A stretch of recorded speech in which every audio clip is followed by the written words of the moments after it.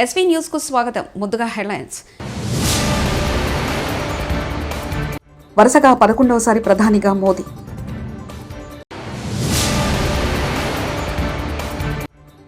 అనిరుద్ధ్ కుటుంబ సభ్యులకు కేటీఆర్ పరామర్శ.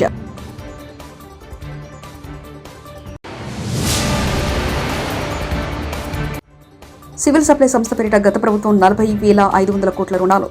నాదెండ్ల మనోహర్.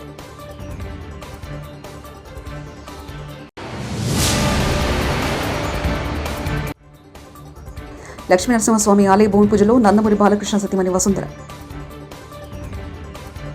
భారత ప్రధానిగా ముచ్చటగా 3వసారి నరేంద్ర మోదీ ఇటీవల బాధ్యతలు చేపట్టారు.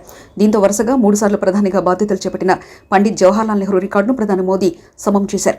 ఇక ప్రధాని నరేంద్ర మోదీ వరుసగా 11 సార్లు ఎర్రకోటపై నుంచి స్వాతంత్ర్య దినోత్సవ వేడుకల వేళ జాతిని ఉద్దేశించి ప్రసంగించిన 3వ ప్రధానిగా చరిత్రలో నిలిచిపోనున్నారు. జగిత్యాల జిల్లా మెట్పల్లి మండలంలో పెద్దాపూర్ క్యాంపులోని సాంఘిక సంక్షేమ బాలుర గురుకుల పాఠశాలలో 3 రోజుల క్రితం తీవ్ర అస్వస్థకు గురై అనిరుద్ధ్ అనే విద్యార్థి మృతి చెందిన విషయం తెలిసిందే.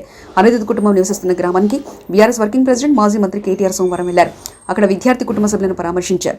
కుమారుడిపైన బాధలో ఉన్న కుటుంబ సభ్యులను ఓదార్చారు. వారికి 50,000 రూపాయల ఆర్థిక సాయం అందజేశారు. సాధారణంగా రాజకీయంగా అప్పుడప్పుడు మాట్లాడుతుంటాం, కానీ ఇప్పుడు ఏ రాజకీయం కూడా అవసరం లేదు. నేను గౌరవ పెద్దలు రాష్ట్ర ముఖ్యమంత్రి గారికి, రాష్ట్రంలో ఉండే మంత్రివర్గానికి నేను చేసే విజ్ఞప్తి, మనందరికీ పిల్లలు ఉన్నారు, మనందరికీ కూడా కుటుంబ సభ్యులు ఉన్నారు.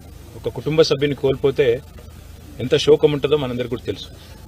నేను మనస్ఫూర్తిగా ప్రార్థించేది, గత కొద్ది కాలంగా సంక్షేమ హాస్టళ్లు, గత కొద్ది కాలంగా సంక్షేమ వసతి గృహాలు ఏవైతున్నాయో వాటి ఆలన పాలన చూసుకుంటూ లేకుండా పోయినాడు. ఇప్పటికీ 36 మంది పిల్లలు గత 8 నెలల్లో మృత్యువాత పడ్డారు. కొంతమంది ఆత్మహత్య చేసుకున్నారు భువనగిరి హాస్టల్లో, 2 అమ్మాయిలు.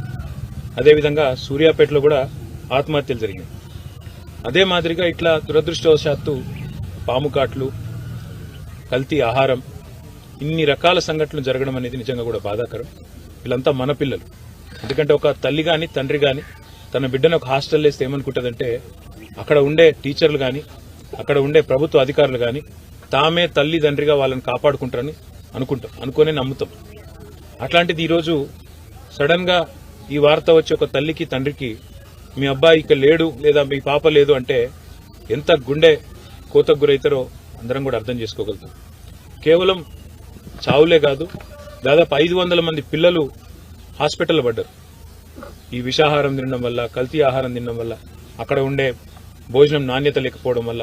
దయచేసి నేను ప్రభుత్వాన్ని కోరుతా ఉన్నా, గతంలో పేద పిల్లలు బాగుండాలి, ఎస్సీ కావచ్చు, ఎస్టీ కావచ్చు, బీసీ కావచ్చు, మైనారిటీ కావచ్చు, అగ్రకులాల్లో ఉండే పేదలు కావచ్చు, వాళ్ళు రెడ్లు కావచ్చు, ఇంకోటి కావచ్చు, ఎవరైనా సరే పిల్లలు బాగుండాలి, ఆ పిల్లలు మంచిగా చదువుకోవాలి, ప్రపంచంతో పోటీపడే పౌరులుగా తయారు కావాలన్న ఉద్దేశంతో 1000 గురుకుల పాఠశాలను మన రాష్ట్రంలో పెట్టుకున్నాం. వాటిని జూనియర్ కాలేజీలుగా అప్గ్రేడ్ చేసుకున్నాం. తర్వాత భవిష్యత్తులో వాటిని డిగ్రీ కాలేజీలు కూడా చేసి అవసరమైతే కేజీ నుంచి పీజీ దాకా ప్రభుత్వమే తల్లిదండ్రుల లెక్క ఈ లక్షలాది మంది పిల్లల బాధ్యత తీసుకోవాలని చెప్పి ఒక బాధ్యతతో ఆలోచన చేసే ఈ నిర్ణయం తీసుకున్నాం. కానీ దయచేసి ప్రభుత్వాన్ని కోరేది, మీరు పట్టించుకోండి. శ్రీ సత్యసాయి జిల్లా హిందూపురంలో లక్ష్మీనరసింహస్వామి ఆలయ నిర్మాణ భూమి పూజ కార్యక్రమంలో ఎమ్మెల్యే నందమూరి బాలకృష్ణ సతీమణి వసుంధర పాల్గొన్నారు. పట్టణంలో మున్సిపల్ మార్కెట్ కాంప్లెక్స్ సమీపంలో ఈ ఆలయ నిర్మాణం చేపట్టారు. సోమవారం వేకుజామున వేద పండితులు నిర్వహించిన హోమం, 1,00,000 కుంకుమార్చన కార్యక్రమంలో ఆమె పాల్గొన్నారు. అధిక సంఖ్యలో భక్తులు ఈ కార్యక్రమంలో పాల్గొన్నారు.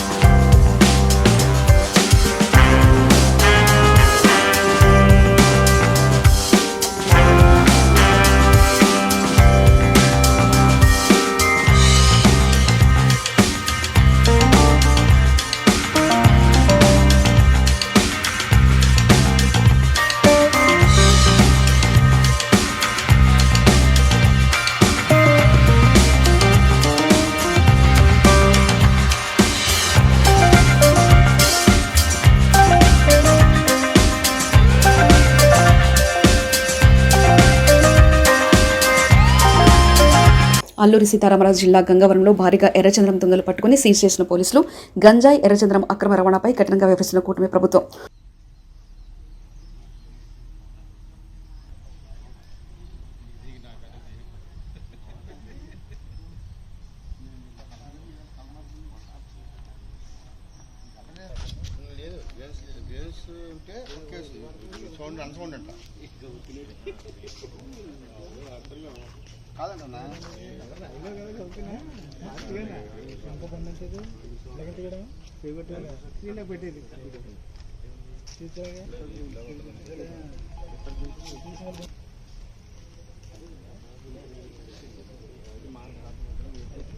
కేసు ఉంది కదా, కోవిడ్ కేసు ఉంది కదా, ఆ కేసు తీసుకుని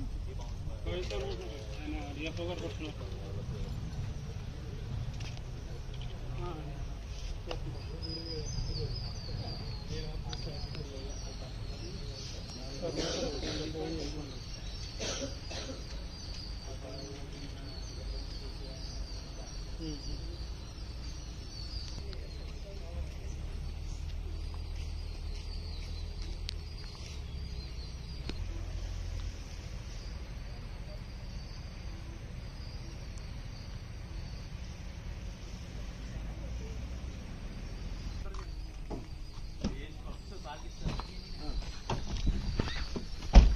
18 ఎంతండి మీకు ఇచ్చాను. అది కనపే కదా వేసి దానికి 18.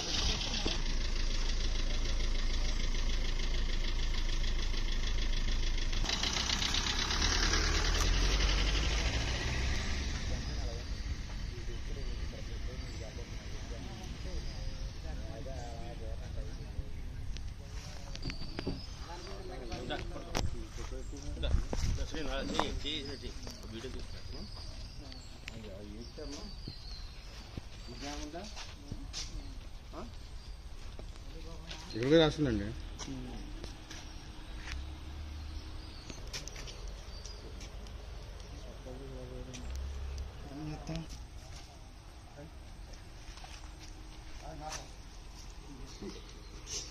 మాట్లాడా బైక్ మాలకు వచ్చాను బండి ఉందని అంటున్నాడు. మాకు ఏదా కన్నింగ్ అసలు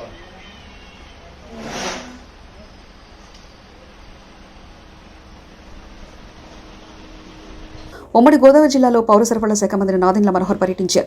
ఏలూరు, అమలాపురంలో రైతులతో నేడు ఆయన భేటీ అయ్యారు. 674 కోట్ల రూపాయల చెక్కులను పంపిణీ చేశారు. గోదావరి జిల్లాలో 35,374 మంది రైతులకు 644.47 కోట్ల రూపాయల బకాయిల పంపిణీ ఏర్పాటు చేశారు.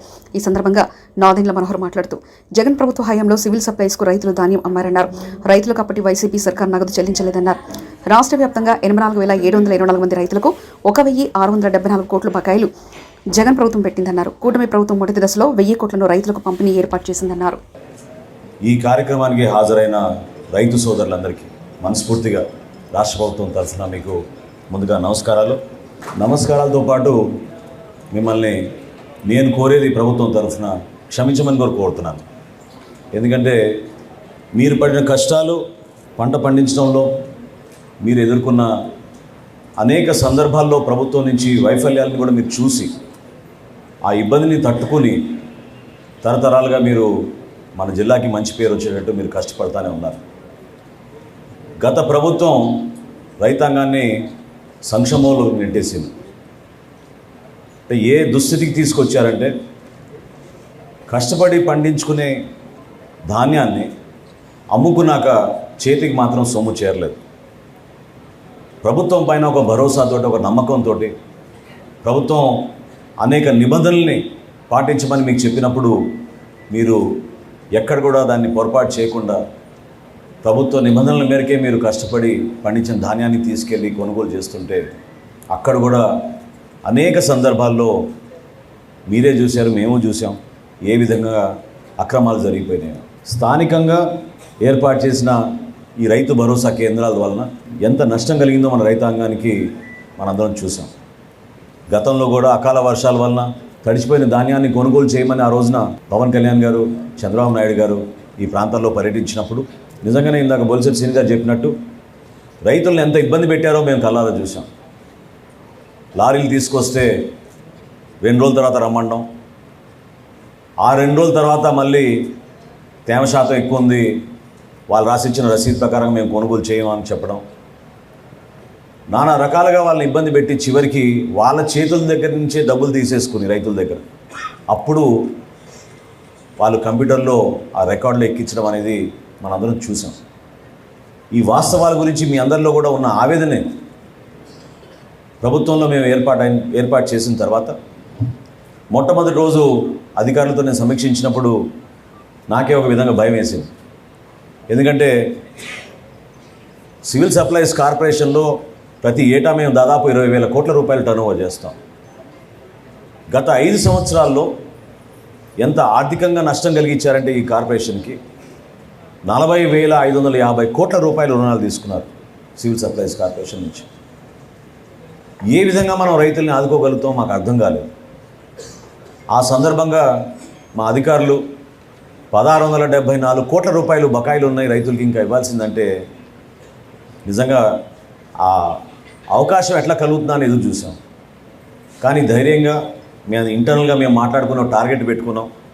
నెల రోజుల్లోపే మనం ఎట్టి పరిస్థితుల్లో సరే ఎంత కష్టమైనా సరే మన రైతాంగానికి మనం ఈ నిధులు అందించేటట్టు మనం కష్టపడదాం అని చెప్పి అధికారులందరూ కూడా ఆ రోజు కూర్చున్నప్పుడు తదనంతరం తెలంగాణ రాష్ట్రం మేడ్చల్ జిల్లా గట్కేసర్ మండలం కోరముల జేకే ఫంక్షన్ హాల్లో తెలంగాణ రాష్ట్ర రైస్ మిల్లర్ అసోసియేషన్ ఆత్మీయ సమ్మేళనం ఘనంగా నిర్వహించారు.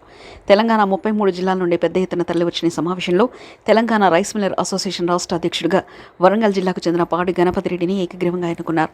ఈ సందర్భంగా గణపతి రెడ్డి మాట్లాడుతూ తెలంగాణ రాష్ట్రంలో రైస్ మిల్లర్లు ఎదుర్కొంటున్న సమస్యలను ప్రభుత్వం దృష్టికి తీసుకెళ్లి పరిష్కారానికి కృషి చేస్తామని అన్నారు. ఈ కార్యక్రమంలో రాష్ట్ర నాయకులు నిర్మలా శ్రీధర్, టంకు సురేష్, ఐలయ్య, రమేష్, జాజుల శ్రీనివాస్ గౌడ్, మహేష్, జనార్దన్, ప్రవీణ్, గర్రపల్లి శ్రీనివాస్, కాశ్య ఉపేందర్, కిష్టయ్య, తిరుపతి గౌడ్ తదితరులు పాల్గొన్నారు. జనరల్ బాడీ మీటింగ్ అనేది పెడితే 150 మంది 200 మంది కూడి జనరల్ బాడీ మీటింగ్ ఉండేది. ఈరోజు ఈ ప్రపంచం చూస్తే నిజంగా నాకు అనిపిస్తుంది, ఏమి ప్రపంచం ఇది, నేను ఎవరిని, మీరెవరు, ఎందుకు రావడం జరిగినటువంటి ఒక బాధ అనిపిస్తుంది. అంటే పిల్లలందరూ ఇంత బాధలో ఉన్నారు, ఎన్ని సమస్యలు ఉన్నాయని చెప్పని బాగా అనిపిస్తుంది. నేను తర్వాత మాట్లాడతాను, మీకు ధన్యవాదాలు తెలియజేద్దామని చెప్పి నేను ఇప్పుడు మాట్లాడడం జరిగింది. ఎవరైతే దయచేసిన వారు కానివ్వండి, ముందున్న వారు కానివ్వండి, మాట్లాడే ఎవరైనా 2 నిమిషాలు 3 నిమిషాలు మనము ప్రభుత్వానికి అనుకూలం, రాష్ట్ర ఇప్పుడు ఉన్నటువంటి రాష్ట్ర అసోసియేషన్ కమిటీకి వ్యతిరేకంగా మనం పోరాడతాము, మన సమస్యలను పోరాడమని చెప్పని అది దృష్టిలో పెట్టుకొని దయచేసి ఎవరు మాట్లాడిన అందరికీ అలాగే కనిపిస్తాం. ఎట్టి పరిస్థితులు ఎవరు ఇక్కడ లేకపోవడం రైతున్నదే ప్రశాంతంగా చాలా కొన్ని సంవత్సరాలకు మనం ఇక్కడ కలుసుకోవడం జరిగింది. ఆత్మీయ సమ్మేళనంలో పనులు రోజు ఉంటాయి, ఎప్పుడు ఉంటాయి. అయ్యో హైదరాబాద్ వచ్చినాం కదా, ఇదో అరగంట గంట మనబడి హైదరాబాద్ పనులు చూసుకోవాలని చెప్పి విధానం కొంచెం దయచేసి ఈ ఒక్క రోజు పక్కన పెట్టి సభ సంపూర్ణంగా అందరూ మాట్లాడి అయిపోయేంత వరకు మనం మీరందరూ ఉండాల్సిందిగా నేను మనవి చేస్తున్నాను.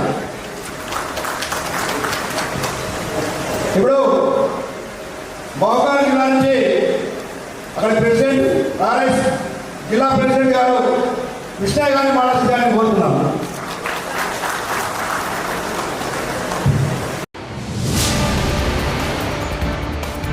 వరుసగా 11వసారి ప్రధానిగా మోదీ.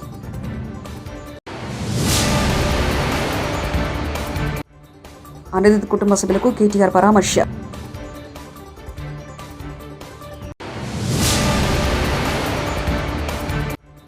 సివిల్ సప్లై సంస్థ పేరిట గత ప్రభుత్వం 40,500 కోట్ల రుణాలు. నాదెండ్ల మనోహర్.